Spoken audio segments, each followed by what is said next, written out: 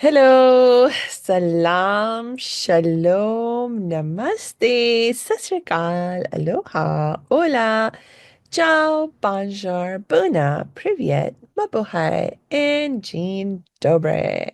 It's really good to be with you again, and I know you'll be so happy you've joined us because we have a very special guest with us, and it's Andrea Petrek and she is a money mastery coach. Welcome, Andrea. Thank you. Good morning, good evening, Samia. I know it's a nighttime for you. And thank you for having me. Thank you so much for reaching out and inviting me to your show. I do so appreciate that. And thank you for the greeting at the beginning. Like you did such a great job in welcoming everyone in all those different languages. And I just started crying when you started doing it because it's just so amazing how such a simple word as a hello in many different languages can connect the world. And I'm just so happy and so grateful that you know it's exactly you who is doing the job right now, connecting the world and just bringing us all together in this way. And I'm just so thankful for you. Me too, Andrea. I'm so thankful to have you with us, and I'd love for you to please tell us more about who you are and what you do. Yes, my pleasure. So my name is Andrea Petrek.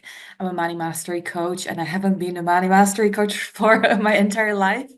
But I started as a career coach actually maybe 6 years ago, roughly. I used to be a lawyer by profession. I worked for a multinational corporation.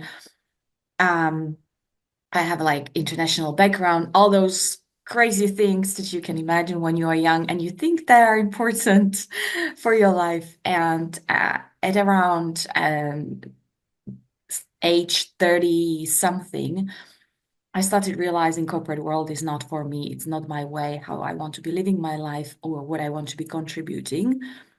And I felt a strong calling to be helping people in a different way. So I started my own business.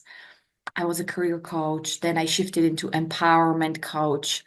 And last year, around August, I actually shifted my business completely and I started doing money mastery.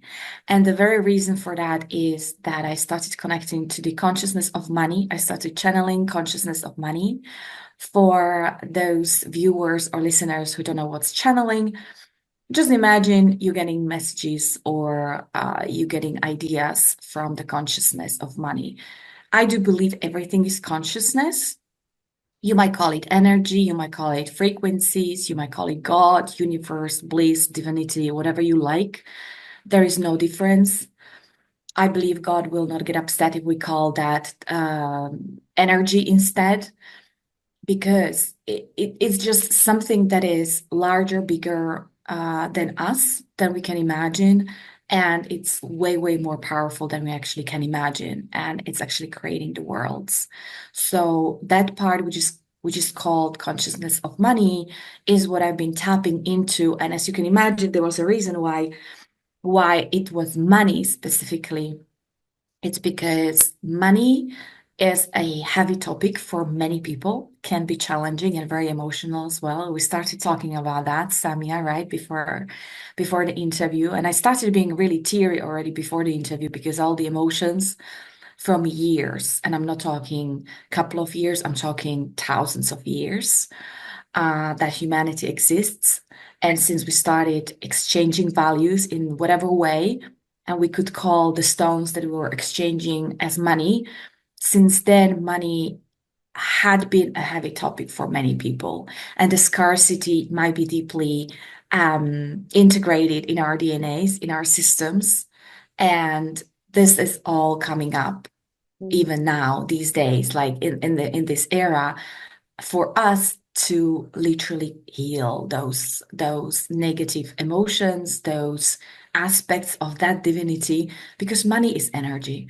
Mhm. Money is divinity. Yeah. You might have, dear listeners, you might have issues when I say money is love, but money is truly love. Because why would not money be love? if everything is just made of energy, everything is divinity, why money would be excluded out of that? You are divinity, I'm divinity.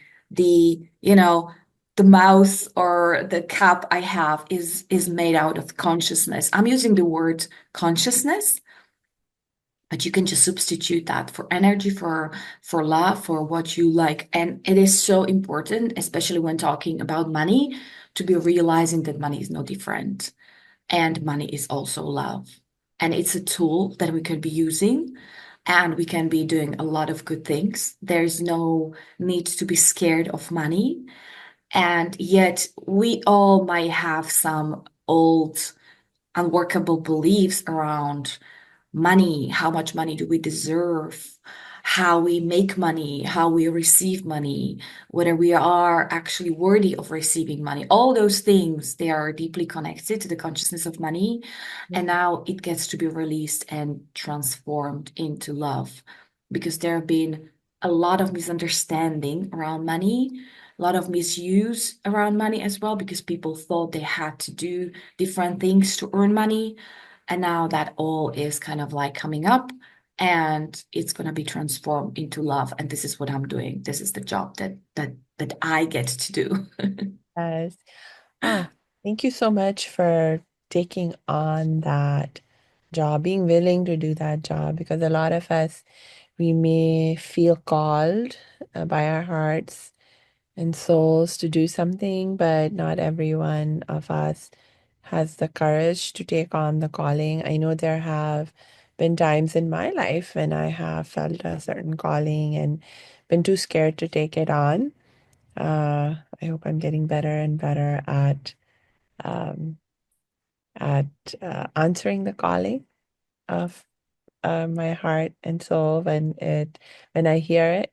But it can be challenging for us, and part of that is tied up with money issues, or our relationship with money, right? Because when I think about money, um, I really think about, I mean, in some ways, when the word money, the way that people in general, as we have come to understand it especially in a modern Western context, we have lost so much perspective on what money really is.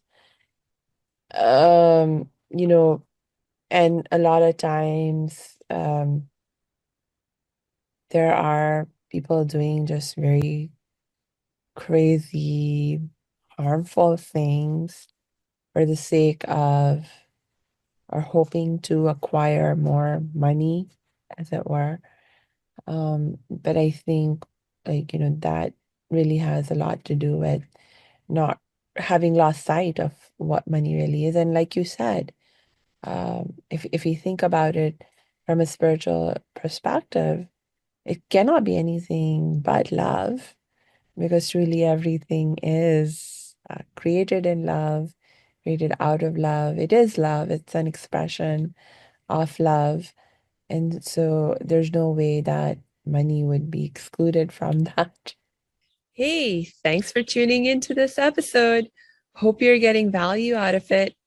For your information, this episode has been sponsored by the Happiness 101 program. Are you a change maker, coach, trainer, or healer? Are chains of fear holding you back from making the impact and income you desire? Using a unique combination of positive psychology and the spiritual wisdom of our most effective change makers, the Happiness 101 program helps you break through your limiting beliefs and manifest the abundance and success you desire with fun and ease. Interested? Book a free Happiness 101 exploration call with me, your happiness expert, Samia Bano. Just use my online calendar link in the show notes. Now, back to the show. Uh, Yeah. yeah. Absolutely. There's no difference between money, the essence of money or the consciousness of money, or for example, my mobile phone, right? And if you imagine mobile phone is just a tool, right? It's a helpful tool for many, but it could be used for mean purposes as well. I could just do a lot of harm. I could just like hit someone over their head with my phone or call them to bully them or whatever. And it's just a tool. And it doesn't make the phone good or bad, right? It's just a tool and it's up to the owner. What do I gonna do with that? What am I going to do with the phone? The same is with money. If I'm a good person or I want to do good things, I'll be doing so many good things in this world. But if I'm a mean person, I can just do harm if I want to. Yeah, yeah. One of the words that you mentioned and the ideas that you mentioned earlier was scarcity. And when I think about that idea of scarcity, but also the other side of the coin of scarcity is abundance. I think really a lot of times when we're talking about money, what we are really talking about is our consciousness around scarcity and abundance. And the what makes people so challenged in their relationship with money, I think at the core of that is that, the scarcity consciousness is so high, or um, we're so, we're so enveloped, in our sense of scarcity, and we don't have enough connection with the abundance side of things. Yeah, absolutely. It's a very deep poverty programming that a lot of us holds. And it's being literally programmed into us since we were born. And it goes even further, right? Like the years before, like the thousands of years before, when people lived in this three-dimensional world, and it's just logical.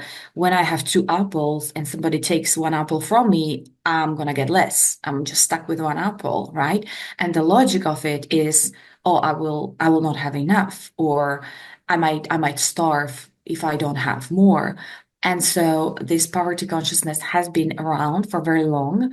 And it's I don't want to say like it's difficult to transform that, but it's really, really ingrained into us. It's like for some people, it's telling them like we do live in abundance and there is abundance for everyone. It's like telling them you can grow a pair of wings and start flying. It just so contradicts what we know about ourselves and the world. Yeah. So it can be challenging to transform those beliefs because many people will go, but my logic will not allow for me to go there. Like I literally see my bank account, I see the money I have. When I pay for something, it's gonna go down and I see how it's like lowering my resources, right? Literally. And that's the poverty consciousness. And the Yeah. only way how to overcome the logical mind, because it's so logical, it goes like two minus one is less than two, right? So the logic will not respond to logic. You Mm. cannot overcome that logic by logical arguments. Mm. Only spiritual way can bypass that logic. So it actually goes and okay, I do like it's silence and it gives way for the heart way, for the coherent way of the spirit rather than the heart called logic. There's no other way. That's why money consciousness transformation needs to come from the heart, not from the mind. Yeah. Yes. Yes, you make me think about teachings of various faith traditions, religious traditions.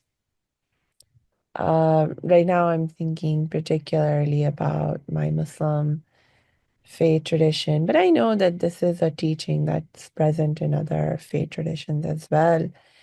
And it's this idea of, like, for example, a lot of times it comes up in the context of talking about charity and what does your faith tradition teach you about charity.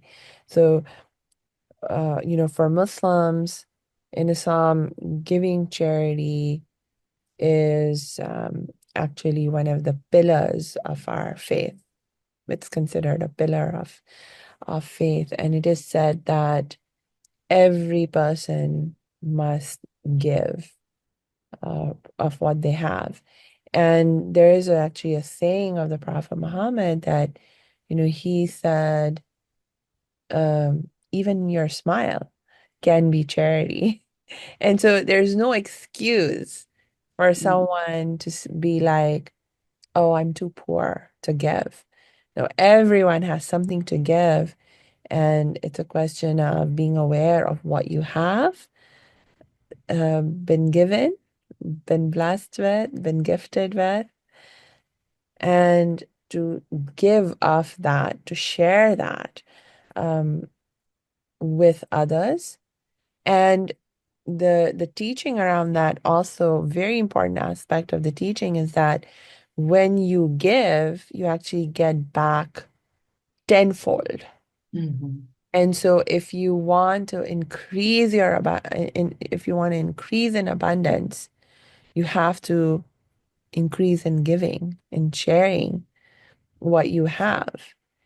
And this teaching is there, and it's very much, like it's a very well-known teaching, certainly in the Muslim community. Um, and yet, even with this teaching present in our faith tradition, you see a lot of us still struggling with the poverty mindset, still struggling with the scarcity sense, feeling of scarcity, being afraid, that we don't have enough, we will not have enough, and struggling to connect with the abundance, not being able to really believe. Like, you hear the words that this is what God has promised, that you give and you'll get back tenfold. But it's one thing for your mind, your brain to hear it, and another thing for your heart to really experience that reality and to really believe in it and to act upon it. So I know, like, I can, I hear what you are saying about how difficult it can be to change the programming around the poverty mindset. Well, this is the thing, right? Like, and like for sure, many religions talk about very similar things, right? Like giving and charity and all those things, and we know about them. We heard them at least once in our life as a minimum, right? Like everyone had to hear that. But the thing is, many people don't understand really, right? Because it just goes against the logical mind again. And doing it, like just doing it for the sake of taking the action is never gonna work, right? Like if I'm still feeling scared and fearful that I'm not gonna have enough for myself and I'm doing charity, I'm actually giving from a wrong place, right? Because it doesn't come from heart. I'm probably doing it because I'm fearful, because I think I should be doing it, but I don't feel it. It's like it's just not inside. So where it needs to come from is the internal shift. And the internal shift is going to happen like first you're going to feel it, right? You feel it inside, but it's going to happen when the kind of like mind and heart comes together, they go into alignment and the mind says, oh, we should be giving. And the heart says, yes, of course. Right. But then is the shift and the understanding. And there is no attraction between that. Oh, I should be giving, but then I have little, because then I'm completely on board with all my mind and heart that, of course, this is the natural way of doing things. And I'm going to be like receiving rewards and I get back tenfold. But it has to be like felt and deeply believed as well. If I don't believe in it, it might be just, well, I might be actually doing just something for the lip service, right? I'm saying I'm doing charity, but I'm not really doing it because the effect won't be there. Yeah, that it's interesting. There is a whole philosophy of change, of course. I mean, there's many philosophies of change, but there is a philosophy of change that, like, how do you make change happen? How do you, like, when if someone is stuck in this one kind of mindset and they need and want to move to a different, more abundant, more expansive mindset, how do you actually make that happen? And so, um, there is, for example, again, if I may give examples from some religious traditions and faith traditions that I'm familiar with, um, even if there in most faith traditions, there is at least a strain within that tradition that is really focusing on the idea of action taking. It's like, what do you do? And the belief is that when you do something, when you take some action, it has an impact on how you feel and how you think. And so transformation can begin to happen by just doing the right action. Um, and I think there is definitely something to that. There is value to it, but I also see how a lot of times we get so stuck in doing the action, but not it, but then it doesn't seem to connect to the feeling. Like, for example, like for me personally, I experienced that so strongly when I was younger, and I used to perform ritual prayer. Because I used to really struggle with my mental health as a young person. And, theoretically, what I was taught is that if you pray, then you will feel better. And so I took that very seriously and I said, okay, well, teach me how to pray. What are the rules, the regulations, the method, the process of how we're supposed to pray? And I'm going to follow it exactly, and then I'm going to feel better. Mhm. And so I was really like on that mission of I will learn and I will do, and I did. But I continued to struggle to feel the inner peace and happiness that was promised. And so it seemed like there was some kind of disconnect between like that theory of change for some reason wasn't working for me. That by doing the right action, you also begin to cultivate the right feelings. So tell me more about, what you have been sharing with us in terms of like, how do we create change? How do we really make it happen? Yes, yeah. That's a great question. Everybody's like, yeah, what how do I do that? How do I do it? Right? We want to change. And this is the beautiful thing. Like so many people are craving the change these days, right? Like we are in a period of time where really so many things are changing for us and we're getting the awareness. And this is the beautiful thing. Like the awareness is rising. And that's the way how to go about those things. So the way how I see it is we literally need to understand the nature of ourselves, who we are, about the spirit, spiritual world, God, the essence of all the things around. And I'm not saying, like we know everything. We are very far from knowing everything, right? But like at least what we are getting, the awareness that we are reaching is already helpful. But first thing is literally understanding, like, who am I? How do I work? Like, what's the spirit? Because when we operate on that human level only, and I see myself as a flesh and body and the mind, and then I'm trying to get logical about things, I can do very little steps, very little improvements. But when I start understand, this is the example that I said, like the spirit, the heart needs to overcome the logical mind, right? So we need to lean more into the understanding, to understand that we are spiritual beings We are soul, whatever you call that. We are the energy. We are the same as everything else, as the entire universe, right? The essence of us. And this essence is literally powerful, and this essence is undestroyable and will never cease to exist. And in that kind of sense, everything is abundance. If everything is love, everything is money, everything is abundance. And the abundance is around us, right? But having like heard that for the first time, or just getting to know that, is not going to change my life overnight, because I need to really get that, because the old programming is so strong. Mm. It will contradict me so many times, Yeah, right? yeah. I know myself as this body, and I know that if I take a knife, I might hurt myself, right? I'm not gonna believe the knife is what, love? What is it? Energy? I can hurt myself. I can see that. But we need to get into the understanding that the spirit is the consciousness, and consciousness is everything. Consciousness is all around us. We are consciousness. And on that consciousness level, many things can change.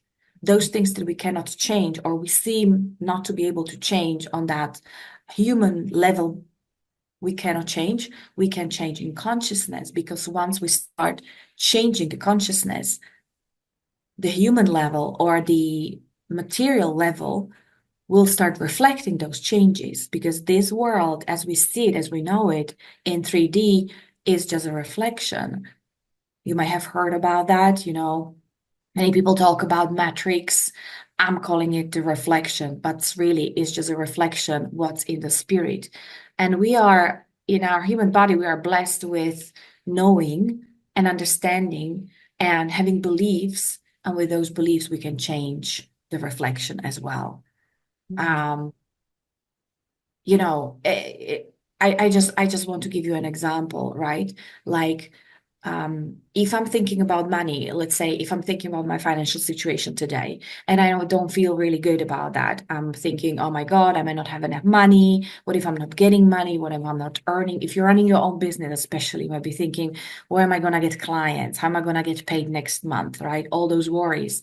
And those worries, basically, they are being reflected on the outside in the 3D world, and it's coming to me. And if I'm worrying, I'm getting more reasons to worry. I get another bill. I get another email reminding me of some payments or whatever. And I might like the worry will start building up, right? But if I can just a little bit relax about the worry and start trusting into the abundance, into the love, into the uh, eternity, into the power itself. Mm. Many people rely on God, right? Like they leave it in the heart, in the hands of God, or they say, "Please do, God, help me." And this is a way how to give your trust into something higher, into something unseen. That's why it's called faith, Yeah. right? But it's so helpful. That's why it's so helpful. But it's also helpful for us to understand what is going on actually. Because when I'm changing my beliefs, when I'm changing my vibration, Mm. this is what I get to reflect on the outside. If I relax and I feel good that no matter what, I'm gonna be taken care of. No matter what, I'm gonna like be fine. I'm not gonna, be suffering. Yeah. And I still believe that I'm gonna be, just okay. Then I can start seeing those things on the outside. But if I'm worrying and stressing and feeling anxiety, this is what I'm going to be experiencing more of. And with money specifically, it's so easy to start worrying, right? And it's almost kind of like a natural state for us. Oh, I need to be worried about my finances like all the time. Because if I'm not worrying, I'm not a good person. I'm not responsible. Yeah, yeah. Right, because we believe that we are responsible for providing for ourselves. It, I mean that you earn the money that sustains you, that gets you the food you are able to eat, that gets you the home you're able to live in, that gets you um, access to the power you need and the influence you need to do stuff in life. It affects who wants to be in relationship with you and how, and so we feel responsible for all of that. And if we desire any change in any of that, then again, it's like I, this human person, is responsible for making that change happen. And so, if I want more, I have to make more money. And so, I mean, when you have that thinking, I mean, no wonder people become so focused and willing to do all kinds of things that harm themselves or harm other people. I mean, even people who are not trying to harm other people may harm themselves by, just ignoring their own needs and working, to such a extent, such long hours that it compromises their own health. They don't get enough time to sleep. They don't get enough time to in enjoy life, to have fun, to nurture their other relationships, etc. It causes all kinds of harm, but they're so, it's like, and I see this for a lot of men, but I also see this in a lot of women who maybe, for example, maybe single moms, and they are responsible. They feel responsible not only for themselves, but their families, taking care of them. And so then it's like, yeah, no, I cannot be irresponsible. I have to make this happen. I have to make more money. So, because it's not just even about me. My kids are depending on me. My wife is depending on me, things like that. So again, it's just so easy to keep getting pulled into this perspective of uh, the human perspective. This is where the confusion comes in, right? On so many levels, because um, this is the logical mind, okay, the human level that dictates I'm responsible, I need to take care. But if you're relying only on that little human aspect that is me, this is just like a little aspect, right? But there's so much more. That's the consciousness behind. That's the spirit. Yeah. That's the connection to everything. That's the oneness. And Yeah. if I'm using only that human perspective, I'm alone. I need to hustle. I need to rely on my own skills, and I might take a second or third job to provide for my family. But that's where the struggle comes in when we don't realize there's so much more. This is where the spiritual perspective comes in. There's so much help, so much support, so much um, connection. We Mm. were never cut off any resources or support. But when I believe that my job that I do, that I work every day is paying me money, that's a very limiting perspective, Yeah. right? Yeah. And I need to shift that. I need to really see the bigger picture and just see, well, first of all, my money doesn't come through my employer. Mm. The money comes from divinity, from, it's just energy. And it's like the way how I see it is, okay, I see somebody is paying me, but it's only coming through the divinity, through that person, through that specific person, because it's like kind of the easiest way how to deliver me my money. But Yeah. there are many more avenues how the money abundance can come, especially abundance, right? Money is just very, very little part of that abundance. I mean, so much help can come from family, friends, community, right? Like I just remember, when we had a baby 3 years ago with my husband, and I was just like, I was not worried at all. Like, what are we gonna do? Where are we gonna get the money? Or like, how are we gonna take care of the baby? And like, I don't even like we got so many things like family, friends started giving us, their baby clothes, their baby bassinets, the equipment we needed for the baby. I'm like, I'm not kidding you. When I say like I probably didn't need it to buy a single thing for the newborn baby when it was coming, right? And I was like, oh my God, this is abundance. This is total abundance, right? Yeah, And I this is something we cannot plan for. The yeah, logical mind before I had a baby would not go like, oh, people will give you stuff. No, my mind is not working like this. My mind would go probably, oh my God, we need to buy this, right? And then because I totally kind of like let go of those worries and surrendered and let go, it started flooding in. It literally started flooding in. yeah. Yeah, I think one of the problems that we can run into in terms of our understanding and relationship with money is that, we don't, I mean, we just think about it in that very narrow context of that piece of paper that has come to mean money in the modern world. But really, what we're talking about isn't that piece of paper. We're talking about so much more when we talk about or think about money and money consciousness and the relationship with money. We're thinking about so much more. It makes me think about uh the fact that uh s- and this is actually you know again, I'll give the example from the Muslim tradition. So in the Quran, which is our holy scripture, there are so many stories of like so many prophets that were like people who were chosen to be guides for for people.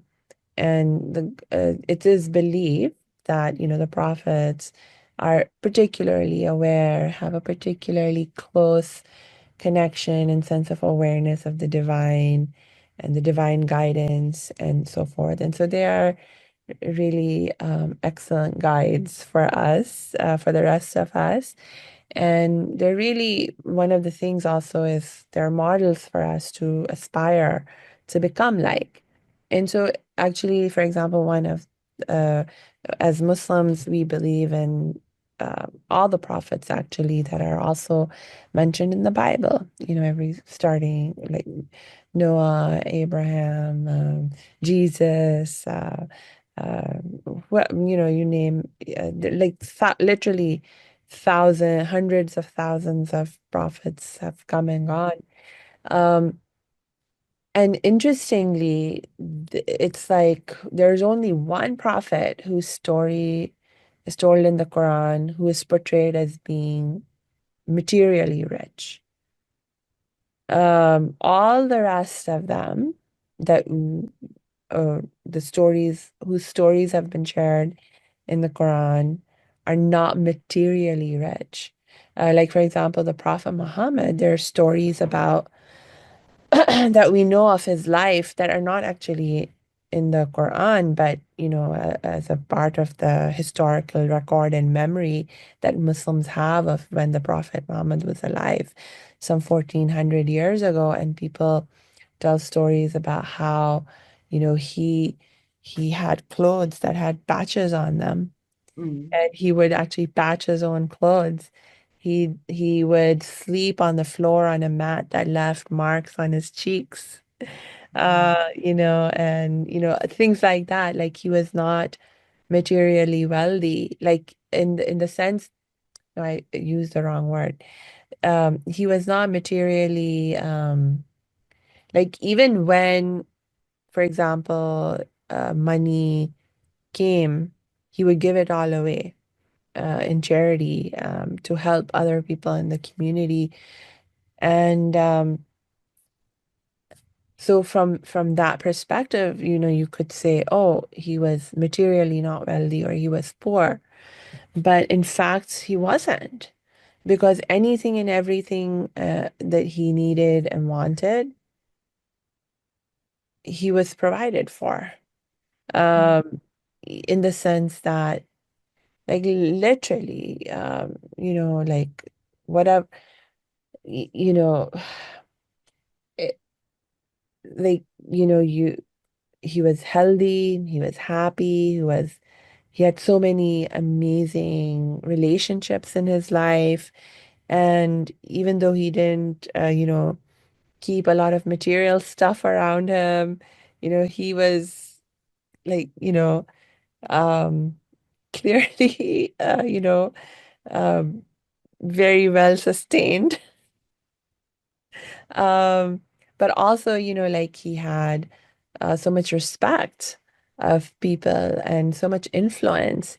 Like literally, 1400 years later, one-eighth of the, no, actually, even maybe two-eighths of the world population, are trying to follow in his footsteps and so forth. So his influence has, been that huge. And so, um, and at the same time, materially, he had very little to no money in his hand. Mm, yeah.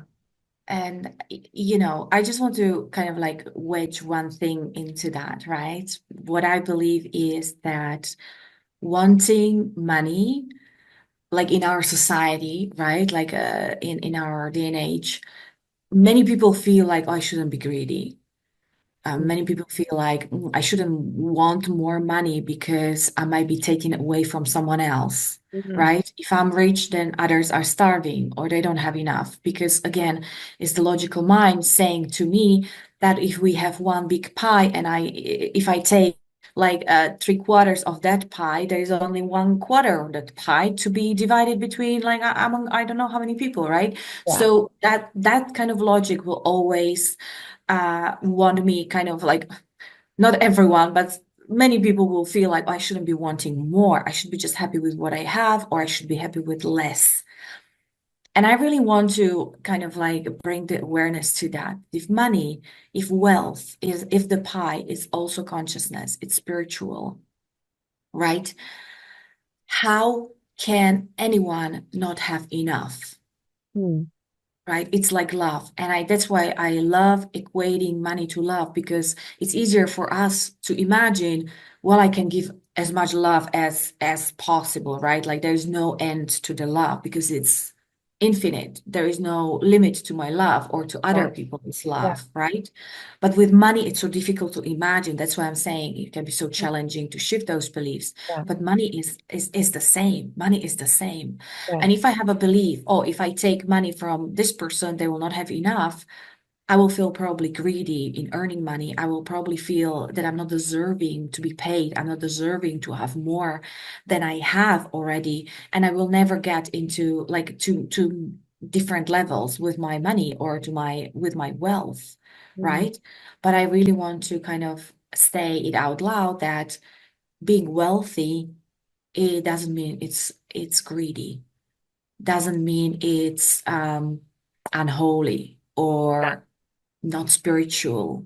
So Yeah. many people, and when I started with my spiritual journey, I have to admit as well, I was this kind of like person who was like, oh, being spiritual is so much more important than material things, right? But again, like, why would one aspect of divinity be more important than another aspect? It's like saying my left hand is more important than my right hand. I don't think so. Both hands are needed, are equally important. I don't see the division between them, right? And this is again saying it's all divine. Having money, it's divine. Again, it's what I do on that human level with that money might not be divine because I might be hurting people with that money. And because we saw control so much of our lives because of money and because the control was put over our lives by money, by people who had money. That's why we equal it. All money might be bad. Money might be the source of all evil. And these are, again, those unworkable beliefs that we hold on to with our poverty consciousness. And it's keeping us Yeah. stuck at the same paradigm where, oh, men with money control our lives or the world or our society. And I don't like control, so I don't want to have money. This is the subconscious beliefs that we might have. Yeah. Money is not good. Yeah, I think, for me, the distinction that is coming up that I think is really important for us to make is, like, for example, if I go back to the example of the prophet, um, like, I think the distinction is number one between needs and wants. It's like, what do you really need and what do you really want? And then when you think about, okay, well, what I need is are the things that will nourish me, that will sustain me, that will help me grow and learn the things that I am here as spirit to learn and grow into, and stuff. Those are all things that I need. And then when we think about things that I want, a lot of times the wants that we have are reflecting desires that are themselves, mm, like part of the more limited human consciousness and the more limited human perspective. And I think that's when they become problematic, in the sense, like, for example, if I say want I want the more fancy big house versus whatever house I currently have. And I mean, not I'm not saying that there's anything wrong with wanting a bigger, more comfortable house, etc. But it's like I sometimes what can happen is, again, we're just thinking about it from that more limited human perspective of, like, where we think we are responsible for things. And so and for our sustenance and for our safety and for our comfort, and we equate that bigger house um, in the better neighborhood and stuff with, like, I'm doing better, keeping myself more safe, keeping myself more um, better provided for, but better taken care of, etc. And so, but again, it's like this, I am focusing on me and being responsible, and I'm in that, actually disconnecting myself from that love essence that money is, that abundance is. Because in striving for what I want in this kind of way, I am also disconnecting myself from that higher consciousness of what money and abundance really is. And I'm trying to get more, like, I'm actually still thinking from a scarcity mindset. I just want more of that pie for myself because there's only so much of that pie. So in striving for more material wealth, I'm not actually expanding my consciousness and my awareness and my spirituality. I'm actually shrinking it. And I think that is what the prophet was demonstrating to us, that, he was not playing that game and refusing to play that game, um, to show us that yeah, that there's a difference between material wealth and material, yeah, having material possessions and stuff, and being truly free and being truly abundant and so forth, and I mean, the fact that there is only one prophet who has been mentioned, whose story has been mentioned, who was financially wealthy, but we should not discount that, because, like you were saying, Andrea, the fact that this prophet existed and his story is shared with us is to show us that this is also something possible, that this is also a state we can be in, that we can be materially wealthy and so forth. And we can still be very spiritual and be very spiritually connected and aligned and all of that. So, um, I but the challenge of um it's like such a challenge, I think, that to disconnect that illusion that we have of material wealth with actual wellness, and to break that illusion that you have to have material wealth in order to be well.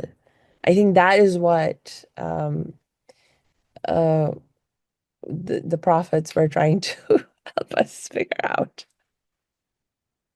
I love how you actually answer your own kind of questions inside, right? Like you're getting there with your own examples and logic. And I just have to agree with you, right? Like it just like on the outside, it might look like, like, oh, I want a house. I want a Yeah, bigger house. I want a yeah, fancier house in a better neighborhood, right? yeah. Oh, but it all depends where I'm coming from, what's Mm, inside, right? I could be coming from total scarcity, like I have to have this house because yeah, if I don't have it, I'm not gonna be happy. My brother has a bigger house. I have to have a much bigger house than he has.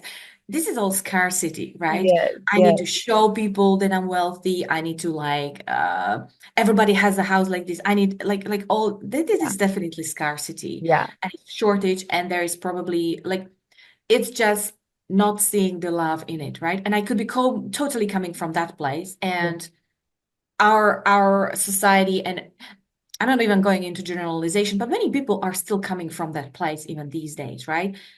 Me, myself included. Oh my God, I was so living in scarcity, or probably the majority of my life, right? Because they was so deeply programmed into me. And so yeah, I didn't even see that this is what I'm doing. It just felt so natural. yeah, Everybody is doing it. yeah, Everybody is like this. So I'm like this as well, right? And yeah, this is where the shift literally is happening inside. Inside the shift is happening because I could be coming from a place of total love, total abundance, total um like divinity for everyone. And I could be going like, oh, having a more comfortable house, this would be such a pleasure to have. It would be just feel, I would just feel so immensely taken care of and so luxurious. And I would just be thriving in a house like this. But this is again coming not from the want, mhm, sorry, not from the need that I need the house. I won't be happy if I don't have the house. This is the need. But if I'm coming, oh, it's just a desire, that would be a beautiful addition to my life, right? I could host people and family and friends in my beautiful new house, and we could all benefit from it. And my children would be thriving in a house like this. And I'm not gonna die if I don't have that house. Nothing's gonna happen to me if I don't have that house, right? This is what I'm teaching to my clients as well. If you come to a place where you go like, I'm so happy already, like yeah, nothing can make me more happier than I am already, yeah, then I don't need a house. yeah, But because we are growth orientated, like our spirit, it's based on growth. We are yeah, always developing, we are growing, and it's a natural thing for us to want to expand. And so the expansion is happening because yeah, of the reality that we live in. And I go like, oh, but I would love to have a bigger house. Why not? yeah. There's nothing wrong with that, right? It's just a reflection of my expansion, and it's a reflection of Yeah. my love as well. Yes, that's the thing, right? And also, like, I think one of the things that becomes very important for me as I step into that expansion is to do it, like you said. I mean, it's so important for us to remember, and not only remember, but to realize the love aspect of of what money is and what everything really is. Because another way that I think we can become disconnected from that spiritual perspective, from that love consciousness, and that understanding of money as love, is when we strive in our quest for expansion, in our striving for growth. We don't pay enough attention to how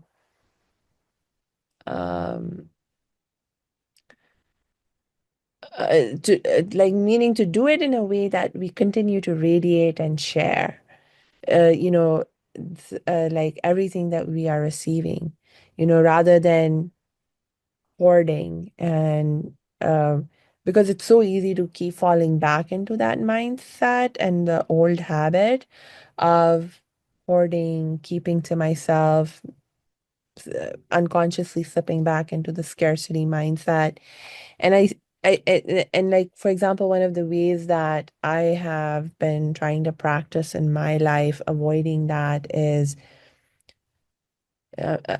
being conscious of, okay, if I'm going to buy this and thing, how has that thing been made?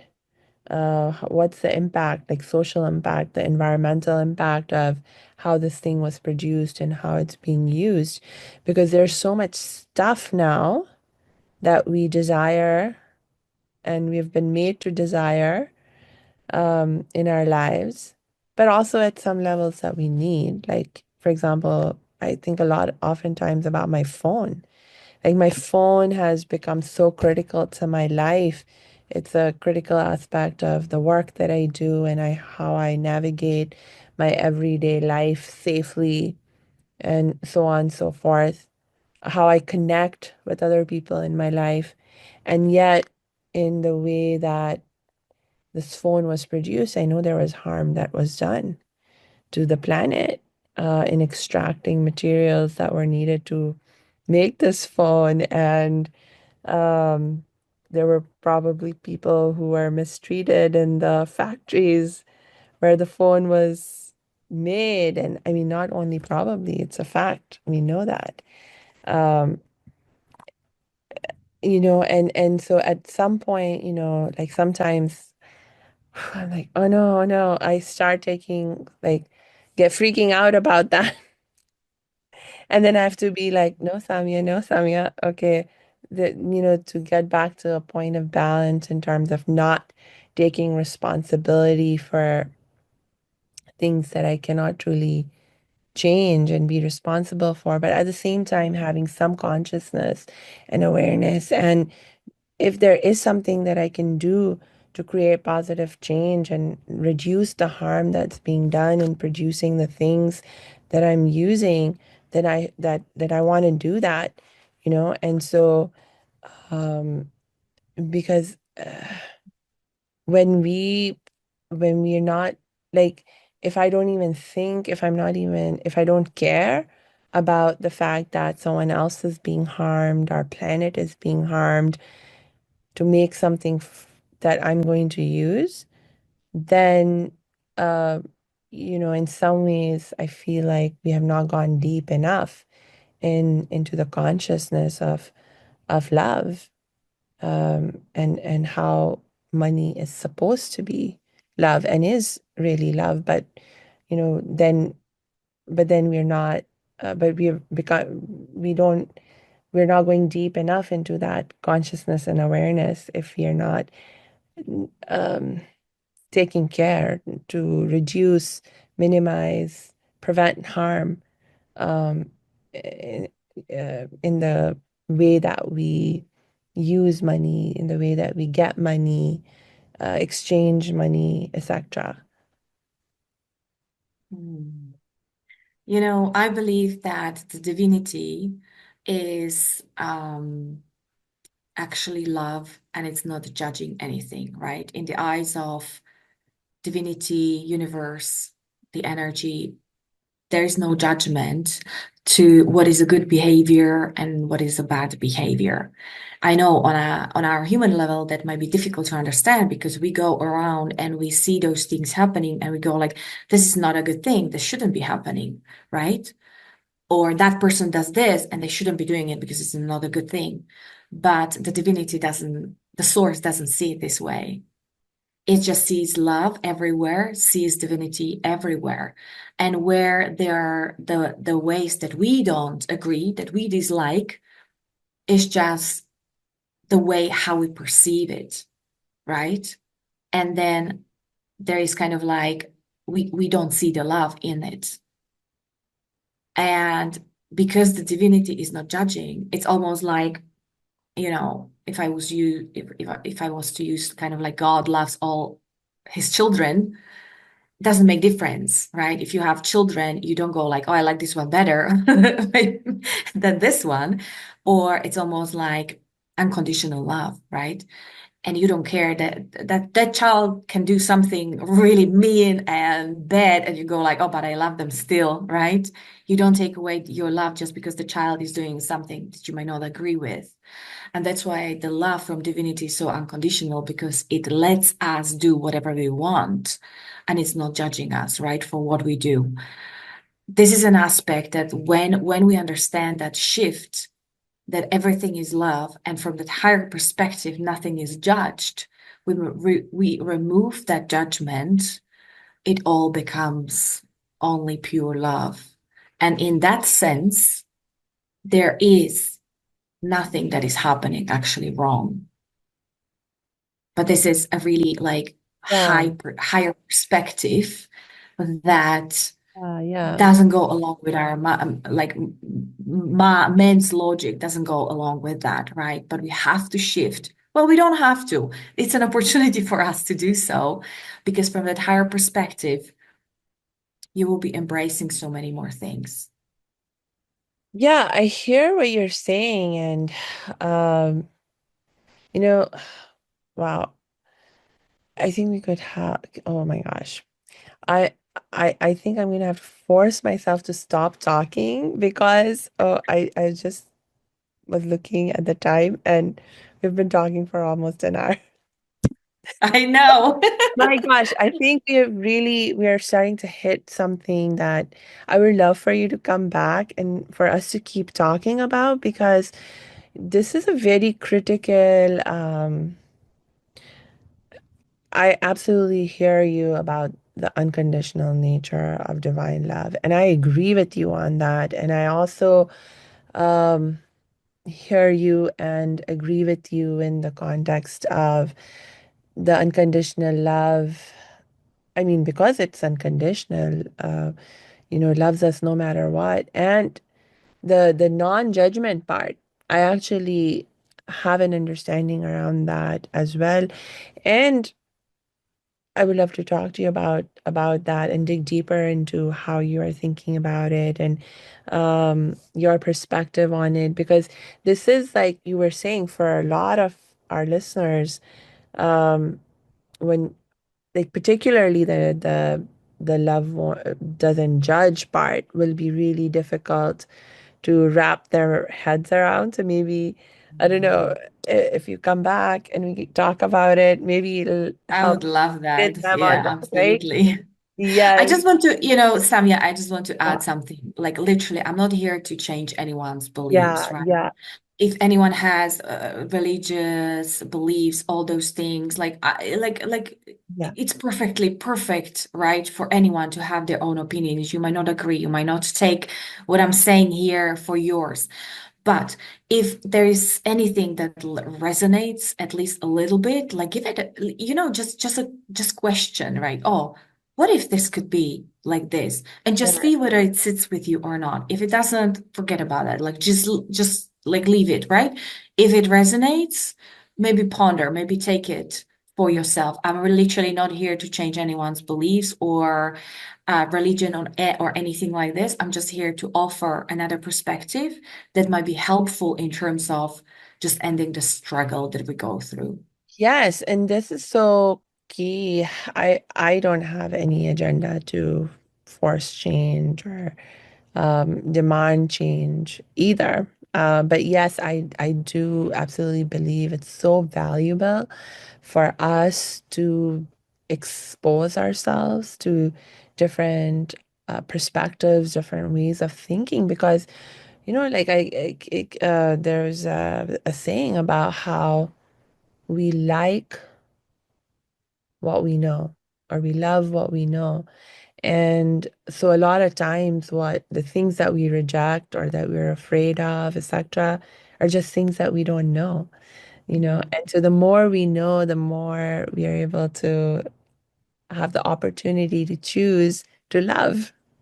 Uh, So, yeah, and I think what you are sharing, Andrea, this perspective of unconditional love, of non-judgment, uh, this is a very important perspective for us to dig deeper into and just gain an awareness of, and then we can choose to do with it what we want. We don't have to take it on for ourselves. But most people are not having that conversation and they don't have opportunity, therefore, to even consider that perspective because it's so rare to happen.